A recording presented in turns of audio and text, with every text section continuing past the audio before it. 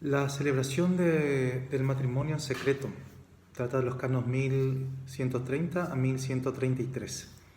Dice el canon 1130 que por causa grave el ordinario del lugar puede permitir que el matrimonio se celebre en secreto, a veces por motivos políticos, por motivos religiosos, si hubiera ciertos problemas con la ley civil. También podría ser el caso de que dos personas estuvieran casadas solo por la ley civil. Están bautizadas en la Iglesia Católica, por lo tanto el matrimonio no existe. Se separan y una de ellas quiere casarse por la Iglesia con otra persona. Habrá que ver qué decide también el obispo al respecto. Puede haber razones de bien eclesiástico o razones de bien personal por las cuales algunas personas no quieren que se publicite el matrimonio. Entonces, en la celebración del matrimonio en secreto, lógicamente las investigaciones se llevan en secreto el ordinario lugar. Dijimos que el obispo puede ser el obispo diocesano, el cura párroco, el asistente, los testigos, los cónyuges se comprometen a guardar secreto. En eso consiste. Pero el secreto del ordinario lugar no es absoluto. Si por la observancia del secreto hay peligro de grave escándalo o de grave injuria a la santidad del matrimonio, puede faltar a ese secreto y así debe manifestarlo las partes antes de la celebración del matrimonio. Canon 1132.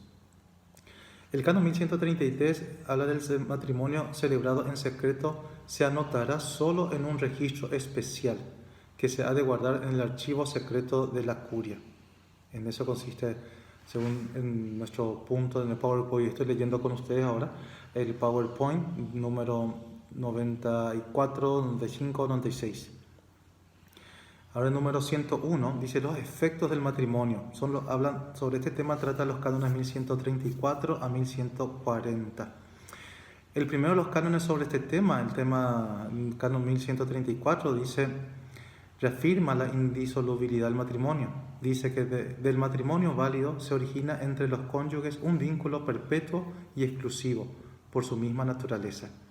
El canon 1136 dice que los padres tienen la obligación gravísima y el derecho primario de cuidar en la medida de sus fuerzas de la educación de la prole, tanto física, social, cultural como moral y religiosa. Gravísimo se entiende por esa palabra, es una responsabilidad que no se puede desentenderse. Los efectos del matrimonio. A partir del canon 1137 se establece la distinción entre los hijos legítimos y los hijos ilegítimos. Esta distinción está conservada para que resalte la santidad del matrimonio, pero de hecho en el nuevo código han desaparecido todas las diferencias en los efectos jurídicos, han desaparecido las prohibiciones e irregularidades provenientes de la ilegitimidad. Ahora un hijo ilegítimo puede entrar en una congregación religiosa, cosa que anteriormente en el Código 1917, requisito para el estudio de la vida consagrada, para formar religioso, para ser sacerdote, se requería que sea hijo legítimo de un matrimonio. Hoy día un hijo legítimo puede entrar también en la congregación, salvo que el derecho particular establezca otra cosa. Puede entrar al seminario, puede ser ordenado sacerdote, incluso puede ser obispo y cardenal.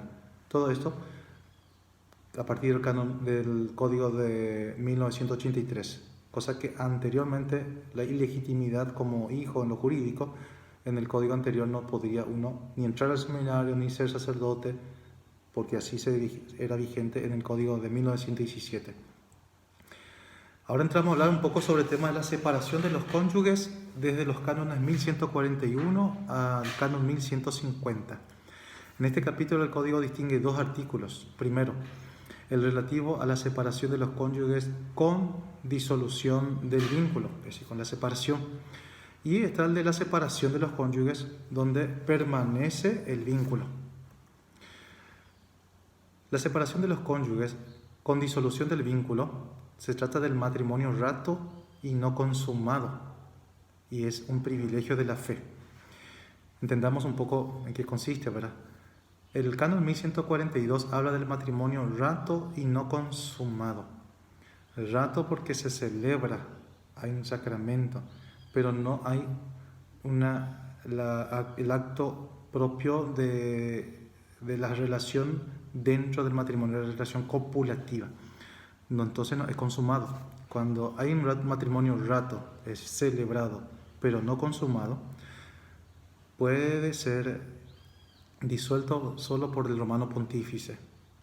El canon 1143 y los siguientes hasta 1147 tratan sobre el privilegio paulino, tomado de la primera carta de San Pablo a los Corintios, capítulo 7, versículos 12 al 15, donde en el caso de que por un lado una pareja, una se vuelve católica, se bautiza, entonces a partir de allí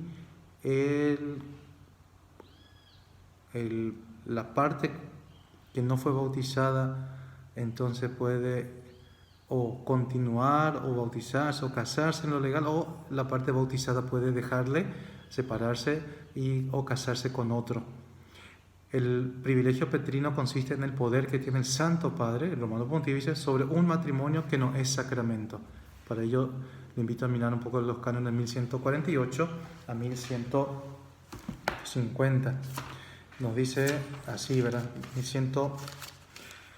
Primero, en 1142, el matrimonio no consumado entonces, para que entendamos el privilegio paulino, el matrimonio no consumado entre bautizados o entre una parte bautizada y no bautizada, por una justa causa, puede ser disuelta por el Romano Pontífice, sobre el pedido de entre ambas partes o de una de las dos partes, aunque si la otra parte está contraria. Ahora, el matrimonio celebrado entre dos no bautizados por el privilegio paulino se disuelve en favor de la fe de la parte que ha recibido el bautismo. Ahí se separa, recibido el bautismo, y puede disolverse este matrimonio y ella puede tomar con otro, por el mismo hecho de que contrae un nuevo matrimonio, aunque por la que se separa la parte no bautizada. Se retiene que la parte no bautizada se separa si no quiere cohabitar con la parte bautizada y no quiere cohabitar pacíficamente sin ofender al Creador, excepto que fue hecha al darle, después del bautismo, una justa causa para separarse.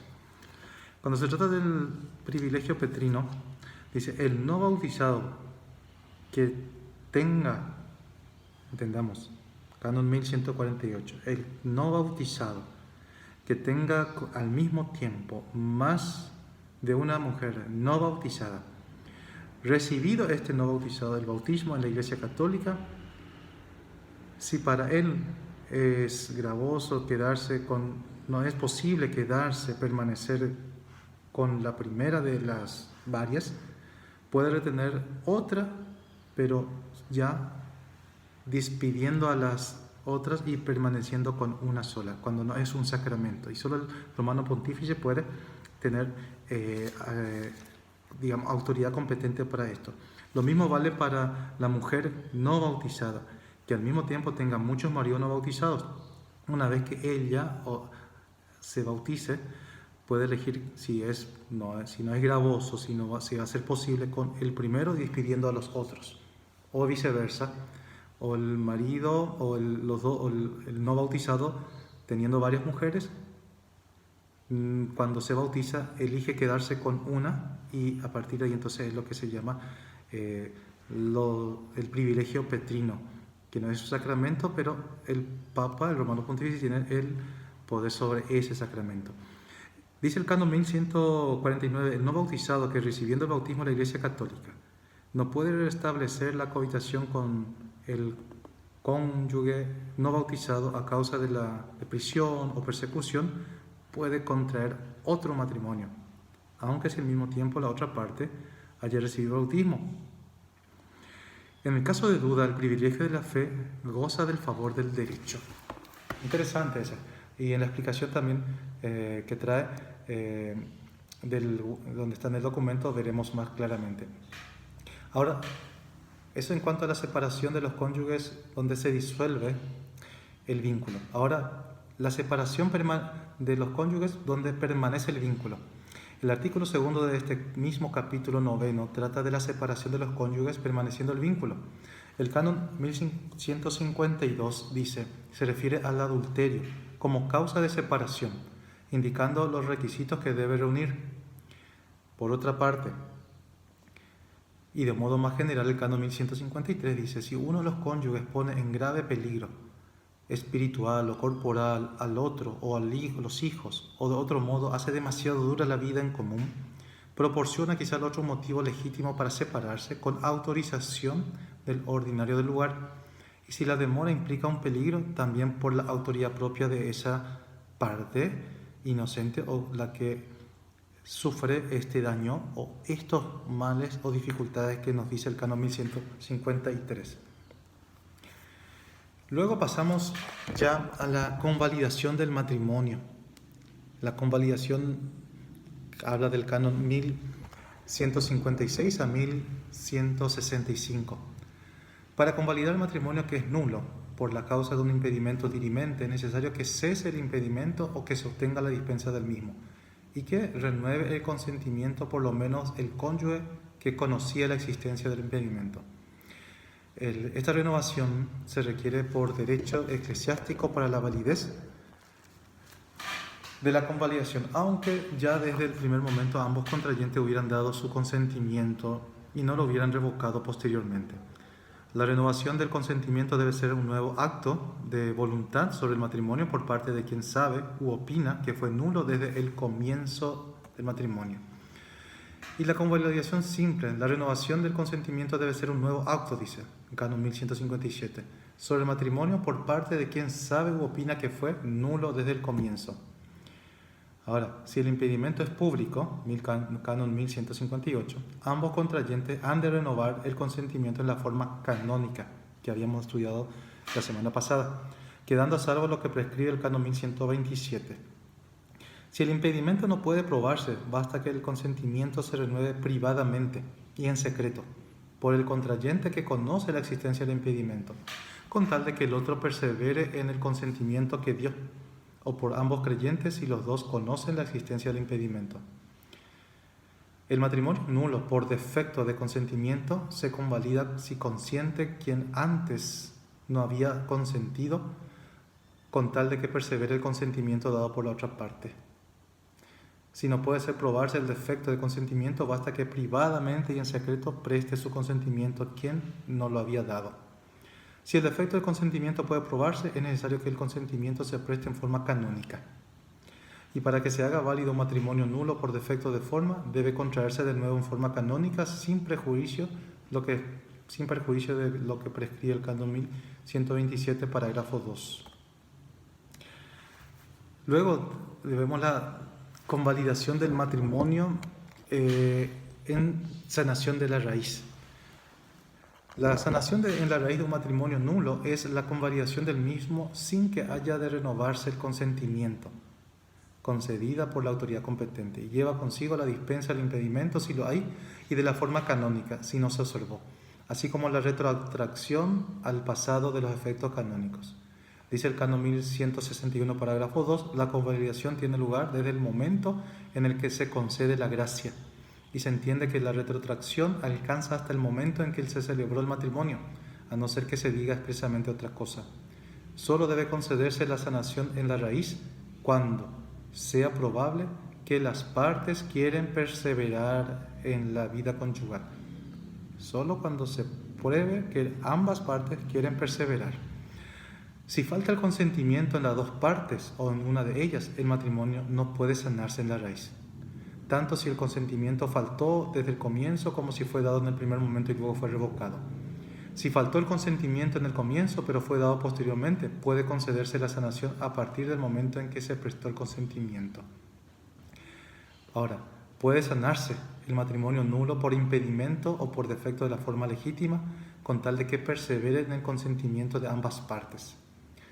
El matrimonio nulo por un impedimento de derecho natural o divino positivo solo puede sanarse una vez que haya cesado el impedimento.